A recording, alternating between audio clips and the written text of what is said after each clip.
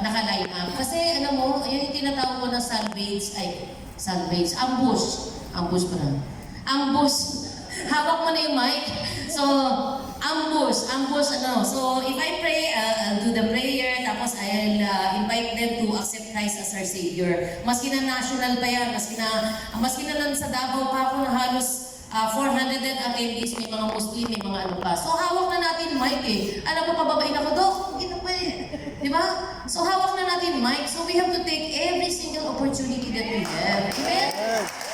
Kaya pag tinawag na, pray ka, ikaw na. At alam niyo ba, it's always a privilege to pray. Amen! Amen? Alright. So, at least masang-ayon kayo kasi wala naman kayong choice. Pag di kayo sumang-ayon, di tayo kakain. Alright? So, sis Angie. Ayan, okay.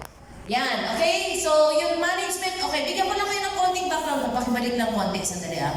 So, ito, yung CREBA, panay developer yan, FIABC International yan, National Association of Realtor, 1 million member worldwide, PhilRes, Parks, and this year, ako yung presidente ng appraiser, Philippine Association of Realty Appraiser, buong Pilipinas. So, ang majority ng member namin are from Bangko, from Assessor, from BIR. So, yan yung mga different marketplace ko. Sa PABA, Philippine Association of Building Administration, mga Brokers Association, Management Association of the Philippines. Ito naman mga CEO, halos lahat ang nandiyan. Mga CEO ng iba-ibang malalaking kumpanya. Hindi ka, maski na may pambayad ka, hindi ka in-endorse, hindi ka dumaan sa screening committee, hindi ka magiging member ng Management Association. And I'm so blessed to be also one of the member. I also, optometrist ako by profession, kaya ako doktora. Sino mga nakasalamin dito? Ayun, hindi ko kayo matutulungan. Kasi pag nagsukat ako, delikado per square meter. Okay? Kaya huwag na natin kilayo pa. No? Naging national president din ako ng optometrist buong Pilipinas. No? And pakilala ko pala si Miss Sheila. Si Miss Sheila is there.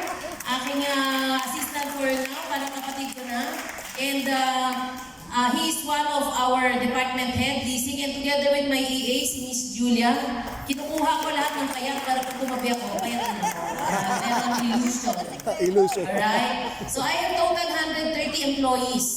So meron akong 130 employees na happily working with us. And as a matter of fact, kasama ko sila sa China, si Miss Sheila, Miss Julia, and 40 of our employees. Binigyan ko sila ng incentive tour, kasama kami and my family sa China, sa Macau. No?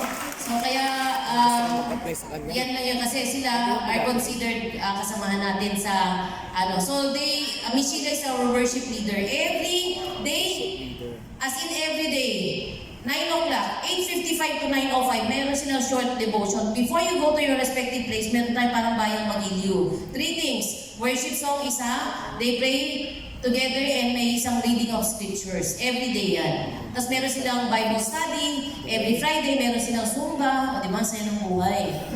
Ayun. So ito may mga iba-ibang association. So, life testimony, ayoko na i-play dahil majority are, all are Christian naman na. So, I normally, background lang, Chinese ako. Lumaki kami sa Catholic Buddhism. Every Wednesday na sa Baclaran ako, Webes sa St. Jude, Biyernes, nasa Quiapo, Linggo, nasa Tempo, no? Baka sumakto eh, baka sakaling, di ba? So, we met an accident, umikot kami buong sasakyan, so that time, yaya namin sa bahay ang nag-imbita sa akin na pumunta sa Bread of Life, Crossroad. So, doon, there's no turning back. So, I commit myself to the Lord. Amen? Then, Lord, sa kay Lord, 1, 2, 3. Dalawang bagsak nga, alam mo, nag-follow instruction. Patawarin, paano magpapatupad ng batas ng ating mga pulis mo na sila mismo nag-follow instruction? Malinaw kanina na dalawa. Isa pa ulit, dalawang bagsak. 1, 2, 3.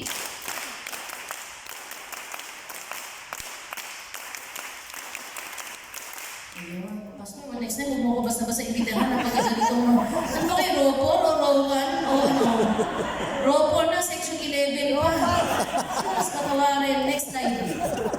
Okay, so yun yung life testimony ko, sinorten ko lang.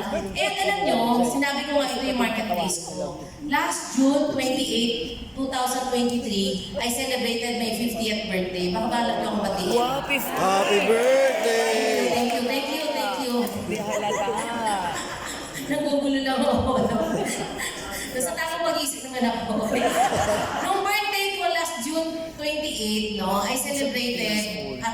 stunning hotel. 5-star hotel. Biyaya ni Lord yun. Sabi ko, Lord, ikaw bahala dito kasi ikaw ang sponsor ko. Okay, I have grand celebration, lunch, 200 plus guests, and dinner, 300 plus guests. Total of 600 plus. So, lunch and dinner. Dahil nagtitipid ako, wala akong budget sa mga performer. Ako na lahat gumawa. Ako na kumanta, sumayaw, nag-magic show. Ang importante nung bit-bit ko yung worship team. Kumanta kami, yes Lord, yes Lord, yes, yes Lord. Eh halos karamihan doon, hindi naman. I can say 25% or 30% are Christian. Majority non-believers. Okay? Ginawa kong avenue yun. Kaya ang pangalan doon, hindi birthday of Doc Mary. Thanksgiving to the Lord. So maybe I have some later. So, yun mga yun are from the different association, yun ang mga in-invite ko. Kasi hindi natin sila maimbitahan sa church eh. They will always say no. They will say always give it out of faith. Yan, leader by example. Kasi parang minamadali kakain ka. Walang kakain kasi nga fasting. Okay. So I have lunch and dinner. Repeat performance lang ako. So worship team, tapos nandun si Dr. Andy Luzon. And ang pinamigay ko is Bible, Bible mismo na leather, ko pa na magandang gift. Yun ang souvenir ko for everyone. So during the time, ang sabi ko, ang hinihiling ko lang for my birthday is everyone has to reconnect with the Lord.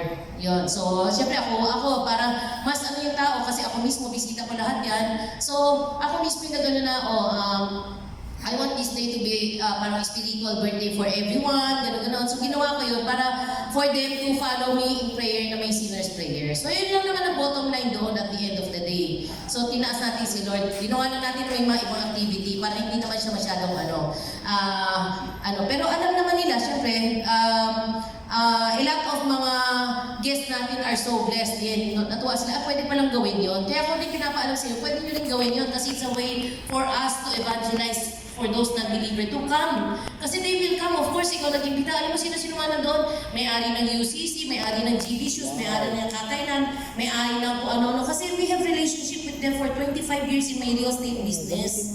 Kaya kung meron sa inyo dito naghahanap, kung nagpapabenta ng mga properties, yan yung mismo line of business namin. So we do all the different services. Meron ako legal, engineering, appraisal, property management, and biniyayaan ako ni Lord na magkaroon ng sarili naming building sa may Scout sa Toco. Kabisado niyo Quezon City? Yes. Ano gusto niyo landmark? Tahimik o magulo? Hindi, tinatanong ko na naman, di naman. Ayun, tahimik o magulo? Tahimik. Pag tahimik, St. Peter. Okay, St. Peter sa Quezon Hub, alam niyo. Yes. Ayun, sa Toco yun. Pag gusto niyo magulo, Pegasus. Okay? So yun. So yun yung Scout sa Toco. Pag napadaan mo kayo doon, meron tayong higupin na mainit na kape at pag-uusapan mo tayo. Ayos ba yun? Yes. Alright. So yun yung office namin. So during last February 23, nag-opening ako doon. Kala mo, ang in-open ko, hotel or ang laking mga bangko, ang mga bisita ko doon, nandun si Mayor Joy Belmonte, Vice Mayor Dian Soto, si Nadia Montenegro, si Speaker sa Annie Belmonte, mga congressman, councilor, mga iba, lahat nandoon. Lahat ng mga media nila, kala mo, 300 square meter lang naman yung tinayo kong building na 6-story. Pero ibig sabihin yan yung mga investment natin, we have good relationship. Kaya napaka-importante meron tayong relasyon, hindi lang sa mga kasamahan natin, kundi of course kay Lord na biyaya niya. Amen? Amen. Alright, so next. Yeah, so we have our Pastor Jeremiah Chuk. We are attending in Christian Bible Church of the Philippines, CBCP sa may Samar. So Pastor Jeremiah is there. So makikita niyo yung title, Thanksgiving to the Lord. Gift of Salvation sa left side. Yan. So with my sister and my husband.